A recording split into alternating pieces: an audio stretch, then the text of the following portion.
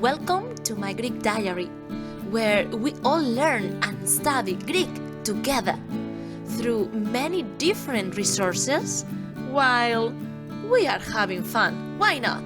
In this exercise, we must fill the gaps with the verb given in brackets in the simple subjunctive form according to the subjects.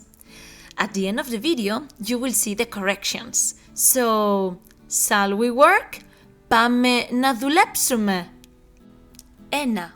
Ο Μάριος και εγώ πρέπει να αυτή την άσκηση. 2. Σήμερα πρέπει να νωρίς στο ξενοδοχείο. 3. Πρέπει να ένα νέο ρολόι επειδή αυτό είναι χαλασμένο. 4. Απόξε ο γιος μου πρέπει να στο σπίτι στις 8. 5. Πρέπει να σε 1 ώρα το διαγώνισμα. 6. Οι γονείς μου πρέπει να τον λογαριασμό επειδή δεν έχω χρήματα. 7. Τώρα πρέπει να το πρόγραμμά μου. 8. Δεν ξέρω τι σημαίνει αυτό. Πρέπει να το... 9. Νομίζω ότι πρέπει να... για την γιαγιά σου.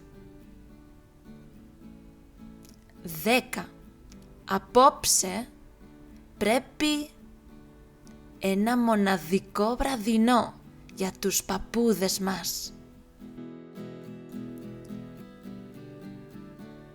Πάμε να δούμε.